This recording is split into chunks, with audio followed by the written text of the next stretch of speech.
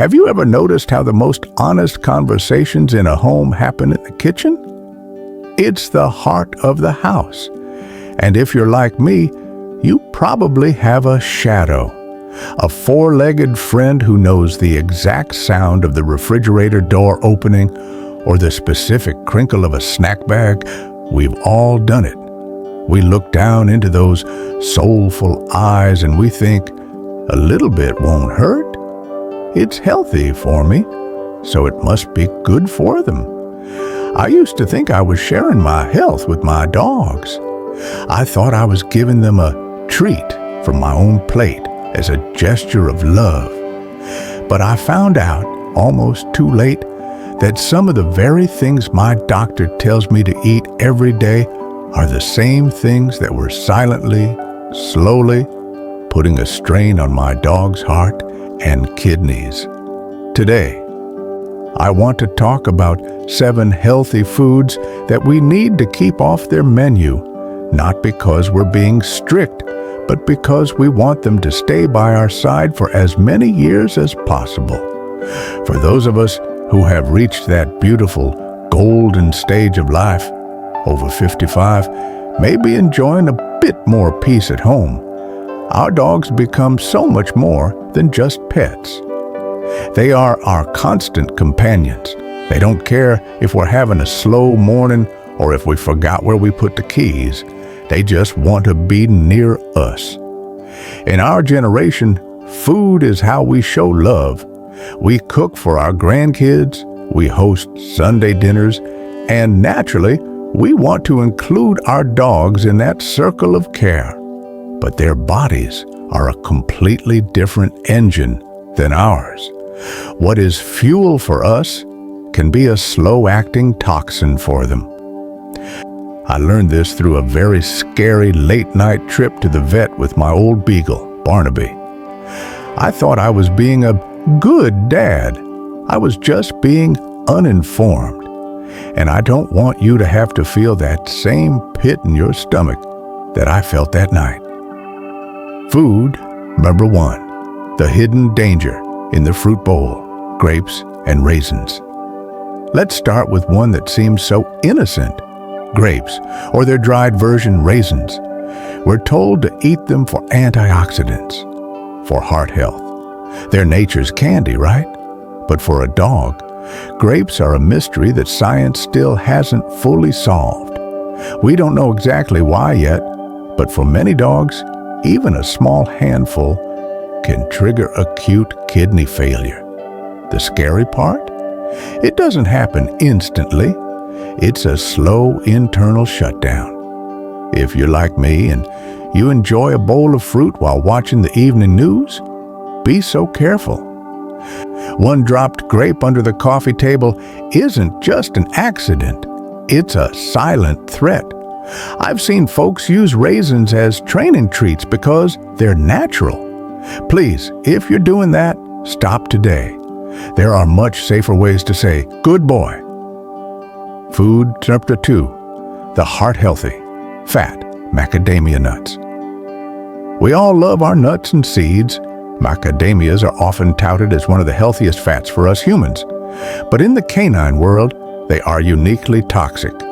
Most people don't know this, but macadamias can cause something called macadamia nut toxicosis.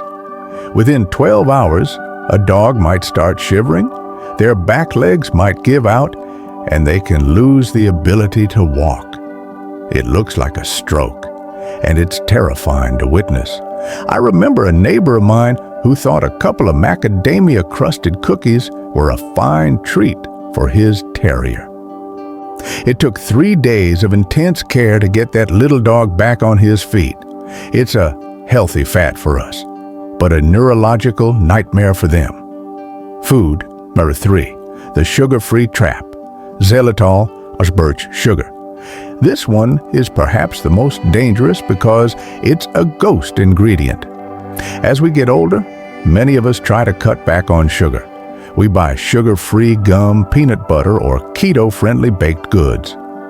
They're often sweetened with xylitol, sometimes listed as Birch Sugar. To us, it's a tool for weight loss, To a dog, it's a lethal poison. It causes an instant massive drop in blood sugar, followed by liver failure. And here's the kicker. Xylitol is appearing in more and more brands of natural peanut butter. If you use a spoonful of peanut butter to help your dog take their evening pill, please go to your pantry right now and check the label. If it says xylitol or birch sugar, throw it out. It is 100 times more toxic to dogs than chocolate. This is a mistake no one should have to live with. Food number 4, the kitchen staples, onions and garlic. Now, this is the hard one for those of us who love to cook. Onions, garlic, chives, the aromatics. They are the foundation of almost every good meal I make. We hear they're great for our blood pressure and our immune systems. But in dogs, these plants contain compounds that actually attack their red blood cells. They make the cells so fragile that they literally burst. It causes a slow onset anemia. Your dog might just seem a little tired or out of breath on your morning walk. You might think, oh, he's just getting older. But in reality, his blood might be struggling to carry oxygen because of that leftover stew or that bit of seasoned chicken we shared from our dinner. It builds up over time. It's a slow drain on their vitality. Food number 5, the breakfast favorite, avocado. We live in the age of the avocado. It's the superfood of the decade, and while the healthy fats are great for our skin and hearts, avocados contain a substance called persin. Now, for most dogs, the flesh might just cause a bit of an upset stomach, but for some, it can lead to fluid accumulation in the lungs and chest. But the real danger? It's the pit and the skin.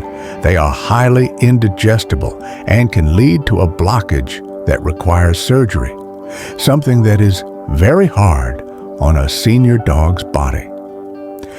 Let's keep the guacamole for the humans and keep the pups safe. Food 6, the evening treat, chocolate and caffeine. We all know about chocolate, but do we really know why? It's not just the sugar. It's a compound called theobromine. And the darker the chocolate, the kind we're told is better for us, the more dangerous it is for them. As we age, we might enjoy a nice square of dark chocolate with a cup of decaf in the evening. But for a dog, their heart can't handle the stimulation. It's like drinking 20 cups of coffee at once. It leads to tremors, racing heartbeats, and internal distress. If you've got a dog with a pre-existing heart murmur, which is so common in our older dogs, even a small amount of dark chocolate can be the tipping point. Let's protect those aging hearts. Food, number 7, the guilty pleasure, salty snacks. Last but not least, the humble potato chip or the salted pretzel. We know we shouldn't eat too much salt, but a little bit is fine for us. However, dogs are much more sensitive to sodium ion poisoning. Excessive salt leads to extreme thirst and urination, but it can also lead to vomiting, diarrhea, and even seizures. In an older dog, whose kidneys are already working at 60 or 70% capacity, a salt overload from human snacks can push them into a crisis. It's a slow, taxing burden on their filtration system.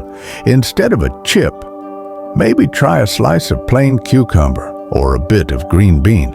They'll love the crunch just as much, and their kidneys will thank you. I know it sounds like a lot to remember, and I'm not saying this to make you feel guilty.